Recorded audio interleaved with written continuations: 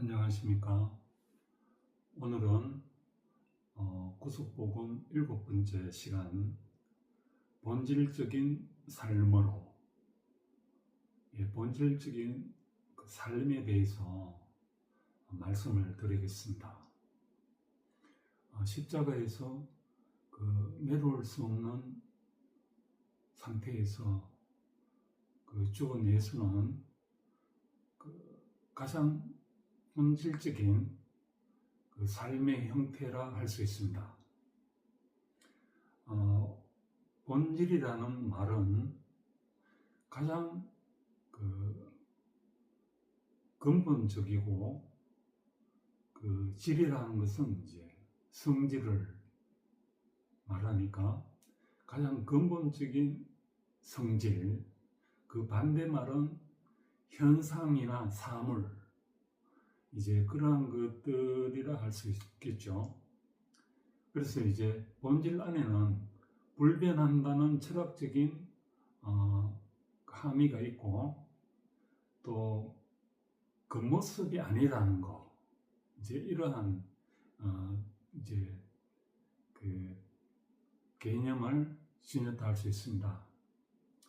십자가는 가장 본질적인 인생의 삶의 형태니까 하나님이 처음 당신 자신의 형상으로 우리 인생을 만들 때 참 형상으로서 그 용도를 다하도록 이제 우리 인생을 지었을 때 그 상태로 이제 말을 하자면은 본질적인 삶이라 할 수 있습니다.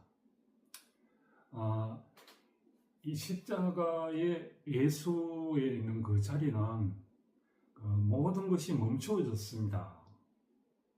이때까지 하는 일도 멈추어졌고, 또 자신의 육신의 생명의 작용이나 현상이나 기능도 다 멈추어졌습니다. 완전한 스탑이 된 상태에서 잠잠하게 되는 거죠. 그래서 이제 십자가를 묵상한다든지 십자가를 향해서 저는 어릴 때부터 기도하면서 절제되고 고요한 그 상태로 잠심이 되어서 이제 기도를 한 적이 많았습니다.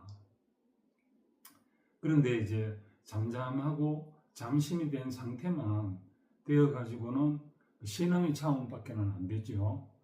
제게 위로만 된다 뿐이지 하나님의 목적과 주님이 우리를 구속하신 온전한 판안으로 옮겨지게 되는 것은 또 이제 더 깊은 차원으로 우리가 영성으로 이끌림을 받아야 됩니다. 이제 그것이 뭐냐 그러면 잠잠한 상태에서 세판 안으로 옮겨져야 된다는 것입니다. 해리포터나 나니아 연대기라는 어린이들이 아주 옛날에 좋아했던 영화, 이제 책으로도 나왔죠. 이제 그런 것들을 보면 궁지에 몰려있는 어떤 지점, 9와 3분의 2 지점인가? 또 나니아 연대기에서는 교장 선생님이 굉장히 무서운 분인데 아이들이 도망가다가 2층 농인지 장롱인지 캐비넷인지 열고 숨고 들어갔는데 알고 봤더니만 그 지점을 통해 가지고 전혀 다른 차원의 삶으로 이제 다른 계절도 되고 다른 세계로 막 확 넘어가 버리더라고요. 그 영화가 상당히 터닝 포인트, 전환점이라고 할 수 있죠. 이제 그런 것처럼 십자가에 내려올 수 없는 예수를 통해서 우리가 일치되고 연합이 되면 세판 안으로 옮겨져서 전혀 다른 풍요롭고 하나님과 연합의 관계 안으로 합류되어 버리기 때문에 또 형제들이 한 몸으로 유기체로 연합이 되는 흐름 안에 들어가 버리기 때문에 전혀 다른 판이라 할 수 있습니다. 예, 그래서 이제 신대륙을 경험하는 이제 그런 것처럼 노메라라는 영화에 보면은 주인공이 그 아마존 강의 그 안개 낀 그 폭포 밑에 물가 안에서 그 아주 이렇게 평화로운 그 조금은 경이롭고 약간 두려웠지만 아주 평화와 그 원시적으로 잘 보존되어 있는 그 태국 쪽부터 그 감춰진 아름다운 그런 걸 목격하는 그런 장면이 있지 않습니까? 그것처럼 아주 이제 긴장과 그 모든 사건과 염려와 근심이 없는 새로운 어떤 그런 그 이상향이 펼쳐지는 것처럼 이제 그러한 세계로 확 들어가 버리면 이제 전혀 다른 그 삶을 그 우리가 향유하게 된다는 것이죠. 또 이런 게 이제 토마스 모스의 유토피아로 또 상정을 안 했을까 싶은데요. 영적인 차원에서 십자가에 그 내려올 수 없는 이 자리를 통해서 그 신앙의 변화가 일어난다는 것은 하나님의 그 지구의 축복이고 은혜이라고 저는 생각합니다. 그래서 이제 이 본질적인 거에 대해서 여러 그 철학적인 책이나 여러 내용들이 있습니다만 저는 이제 몇 가지 그 책과 인물들을 통해서 이 본질적인 내용을 더 한번 파헤쳐 보겠습니다. 먼저 이제 사서 중에 대학이라는 책이 선비들이 옛날에 가장 먼저 읽었던 책인데 그 세 번째 대학의 세 번째 절에 이런 표현이 있습니다. 물류 본말하고 사유 종시하니 지소 선우면 접근 도인이라. 그 만물에는 그 근본과 말단이 있고 그 일에는 그 마침과 시작이 있으니 먼저 하고 뒤에 할 것을 알리면은 도에 가까우니라. 이제 이런 표현이 되겠습니다. 그래서 이제 우리가 이제 비본래적이고 말단적인 걸 가지고 이제 우리가 그 아웅다웅 다투다 보면 근본을 놓쳐버리고 근본을 향유하지 못하는 경우도 많습니다. 근데 이제 성현들이나 선비들은 이제 근본을 먼저 세워가지고 나중에 그 말단은 자동으로 서로 처리하고 습득할 수 있도록 이렇게 이제 그 균형되고 조화롭게 그 실천의 덕을 상당히 악망하고 탐구하고 그렇게 살아냈습니다. 이게 동양 철학에 있어서의 내용이고 두 번째 서양 철학에서 가장 난해하고 어려운 책 중에 하나가 존재와 시간이라는 하이데거의 책인데요. 이 하이데거의 책 안에 이제 두 그 인간적인 삶을 비유하고 있는데 본질적인 삶을 사는 인간과 비본질적인 삶을 사는 인간이 있다고 합니다. 비본질적인 삶을 사는 인간들은 자신의 그 가능성이나 삶을 자기 밖에서 세상 사람들, 타인들의 기대와 그 기준에 의해서 살게 된다는 것입니다. 자기는 어떻게 보면은 부품화되어 버리는 것이죠. 그러니까 내가 내답게 살아야 되는데 타인이 설정한 기준과 타인이 설정한 기대치에 그 본을 맞춰가지고 내가 나를 잃어버리면 무슨 의미가 있겠습니까? 근데 하이데거는 또 이렇게 표현하고 있습니다. 내 양심, 내 본심이 일깨워지거나 혹은 죽음에 직면하게 되었을 때 변화가 일어나서 다시 이제 본질적인 삶으로 돌이키게 된다는 것입니다. 그래서 내가 다른 사람의 기대치나 가능성에 내 인생을 맡기는 것이 아니라 작고 짧고 또 간단한 거라 할지라도 내가 내 실존적인 그 가능성, 내 기준에 맞춰가지고 나답게 산다는 것이죠. 이게 이제 본질적인 그 삶을 사는 인간이라고 이제 이야기해내고 있습니다. 세 번째로는 이제 그 로고테라피를 그 창립한 정신과 의사 빅트 프랭클이라는 사람이 있었습니다. 나치 수용소에 수년간 지내다가 생존하면서 이 정신과 의사는 어떤 것을 관찰했느냐 하면은 인간이 아주 절망과 극한 상황에 도달하게 될 때 다양한 인간들이 있었습니다. 뭐 담배를 막 피우고 몇 날 며칠 있다가 죽어버리는 사람, 뭐 하루에 빵 조금씩 나오는 그거 먹지도 안 하고 담배만 피우다가 그냥 절망에 빠져가 죽어버리는 그런 사람. 그 다음에 또 이제 아주 이제 그 약삭 빠르고 비인간적인 그런 사람들은 그 위에 관리하는 사람들에게 막 이렇게 고자질을 하고 정보를 채집해주고 또 이제 그런 정보를 제공해주고 알랑거리면서 이제 허세를 부리고 자기 이익을 탐하다가 그렇게 사는 인간들. 그런데 이제 항온을 바라보면서 어떤 사람들이 너무 평화롭고 아름답게 이제 대화하는 것도 들었는데 유심히 보니까 서로 위로해주고 서로 도닥거려주고 서로 격려해주고 또 뭐 담배나 빵이나 이런 걸 서로 나누어서 그 작은 거지만 그 서로에게 그 양식으로 먹여주고 보살펴주는 그런 삶으로 사는 사람.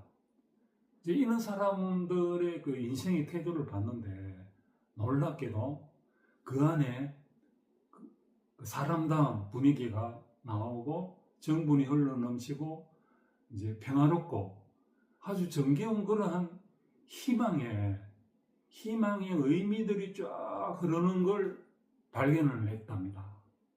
그래서 이 사람은 사람은 어떤 절망이나 극한 상황이 와도 그 죽음의 시간이 임박해에 얼마 살지 않는다 하더라도 그 사는 기간이 아주 짧다 할지라도 그 자신의 의미롭게 살고자 하는 욕구가 있구나.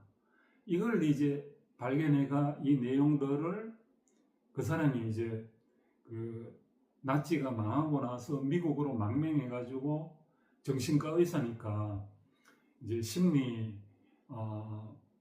그 치료 이런 쪽에 대한 그 책을 내놓았는데 엄청난 인기를 끌고 그 놀라운 책으로 이제 이 사람이 전 세계적으로 유명해졌거든요. 예, 빅트 프랭클. 그래서 이제 이걸 의미치료라고 합니다. 그처럼 아주 본질적인 삶이라는 것은 그 어떤 인생의 태도로 내가 일관하느냐에 따라 가지고 그 삶이 아주 이제 달라진다는 것을 알 수 있고 그래서 이제 그 십자가에서 내려올 수 없는 이 예수의 삶은 옆에 두 강도가 있었는데 한 강도는 비아냥거리면서 그래 니도 내려오고 뭐 나도 좀 내려오게 한번 해봐라 네가 뭐 하면서 이제 비아냥거리는 강도가 하나 있었고 이제 그 사람이 이제 오른쪽에 그 또 다른 강도는 네가 그런 말을 하면 안 된다. 이 사람은 제가 좋은 일만 그래도 하다가 그 돌아가신 분인데 그런 말을 하면 안 되고 이제 이분이 그 진정 그 하나님의 아들처럼 그렇게 사신 분이다. 그리고 참 이분에게 이제 내 영혼을 맡길 만큼 이제 신뢰를 할 수 있는 그런 사람이다. 이렇게 좋은 말과 긍정적인 그 말을 해준 그 강도는 예수님이 이제 너는 나원에 있을 것이다. 이렇게 그 사실 짧았지만 그 나원에 있는 상태는 어떤 상태일까요? 그 의미와 긍정이 시간이 짧더라도 그렇게 사람답게 사는 그 상태가 낙원이지 않겠습니까? 예. 그래서 그 십자가에서 내려올 수 없는 상태에서 완전히 끝나는 사람, 이 사람은 비본질적인 것으로 아웅다웅 다투지 않습니다. 저들의 죄를 저들이 알지 못하니 용서해 주시옵소서. 이 비본래적인 것이 다 없어졌다는 뜻입니다. 아웅다웅 다투는 것은 사실 비본질적인 것과 비본래적인 것을 막 서로 치고받고 하는 거죠. 자, 그런 부분들이 사회나 문화나 정치에나 너무 우리가 흔히 보지 않았습니까? 예, 그래서 정말 우리가 근원적이고 근본적이고 본질적인 삶 안으로 이 십자가 예수 안으로 돌아간다면 우리 안에서 하나 되지 않는 사람은 하나도 없습니다. 포함되지 않을 사람은 하나도 없습니다. 왜냐하면 하나님과 내가 하나 되는 자리고 사람과 사람이 하나 되는 자리가 이 본질적인 삶, 십자가 예수의 그 자리거든요. 그래서 이제 주변인과 하나 되지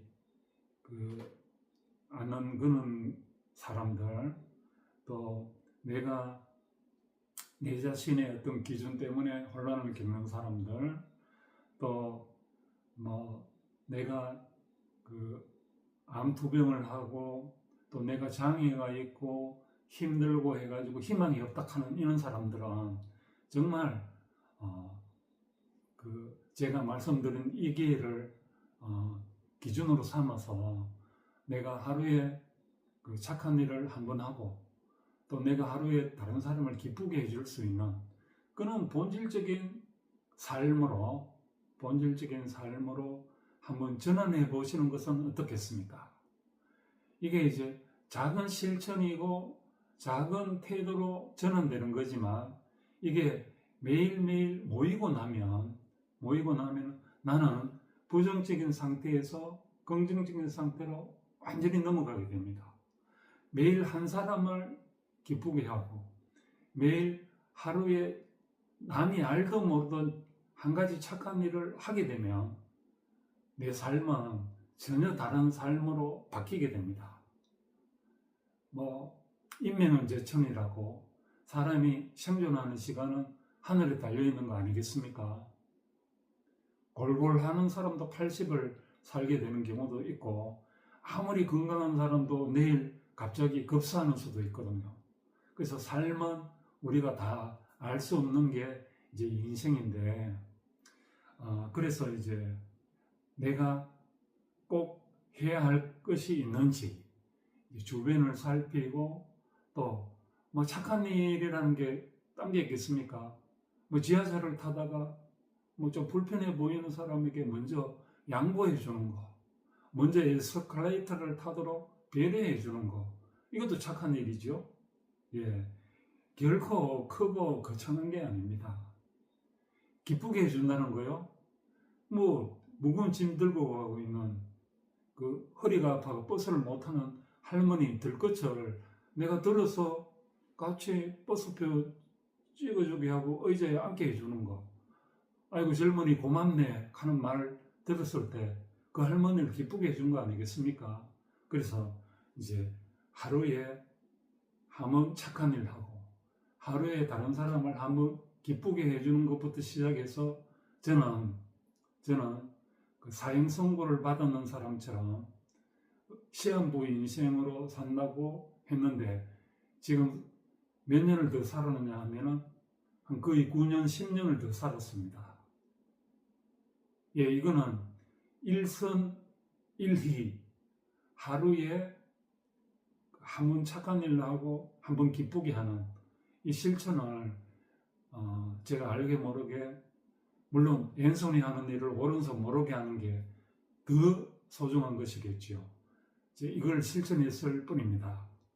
예, 오늘은 여기까지 이야기를 마치고 다음에 뵙겠습니다. 예, 안녕히 계십시오.